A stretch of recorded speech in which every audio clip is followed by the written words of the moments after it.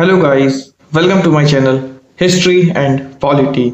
आज का हमारा क्वेश्चन है, निम्नलिखित में से किससे किन से भारत में अंग्रेजी शिक्षा की नींव पड़ी? पहला 1813 का चार्टर एक्ट, दूसरा general committee of public instruction 1823, तीसरा प्राच्य विद एवं आंग्ल विद विवाद।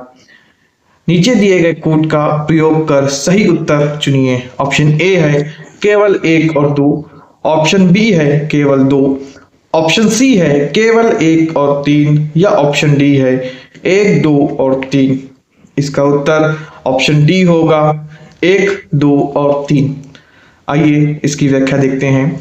1813 के चार्टर एक्ट द्वारा पहली बार ब्रिटिश शासन द्वारा संस्थागत शिक्षा की पहल की गई, लेकिन इस चार्टर में शिक्षा के उद्देश्यों एवं प्रसार के माध्यमों को लेकर किसी भी तरह की स्पष्टता का अभाव था।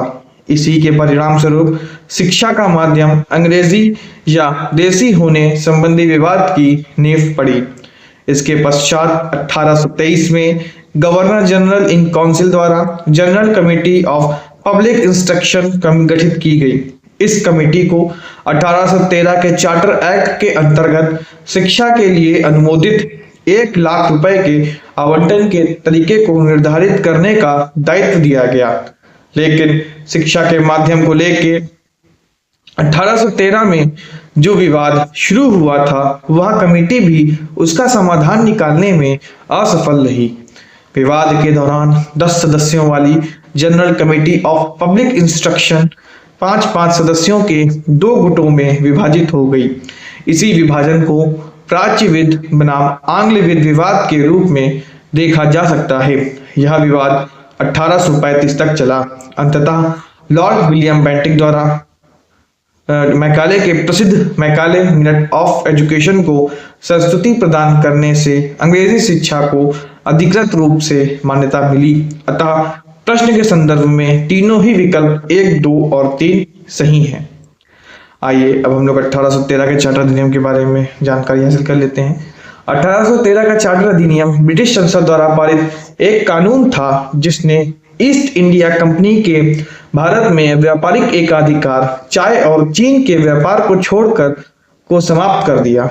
उसके मुख्य प्रावधान थे व्यापारिक एकाधिकार की समाप्ति, ईसाई मिशनरियों की अनुमति। इस एक्ट में पहली बार ईसाई मिशनरियों को भारत में प्रचार प्रसार करने की अनुमति मिली थी। भारतीय शिक्षा के लिए प्रावधान, क्राउन की संप्रभुता, स्थानीय सरकारों को अधिकार, महत्व था। इसने भारत को ब्रिटेन के लिए कच्चे माल के स्रोत और तैयार माल के बाजार में बदल दिया।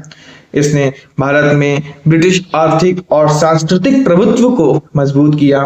भारतीयों के मन में ब्रिटिश शासन के प्रति असंतोष और राष्ट्रवादी भावनाएं जगाने में मदद की, क्योंकि इसने कंपनी के एकाधिकार को तोड़ा और भारतीय जनता को पाश्चात्य विचारों से अवगत कराया। आइए अब general committee of public instruction 1823 के बारे में थोड़ी जानकारी हासिल कर लेते हैं। General committee of public instruction 1823, इसको लोक शिक्षा समिति भी कहते हैं, भारत में शिक्षा के लिए ब्रिटिश सरकार द्वारा बनाई गई एक समिति थी जिसका उद्देश्य 1813 के चार्टर एक्ट के तहत शिक्षा के लिए 1 लाख रुपए के अनुदान का प्रबंधन करना था। लेकिन यह समिति आंग्लविद और प्राच्यविद के बीच शिक्षा के माध्यम अंग्रेजी या भारतीय भाषा पर हुए विवाद का केंद्र बन गई और अंततः लॉर्ड मैकाले के मिनट ने अंग्रेजी शिक्षा के पक्ष में निर्णय लिया।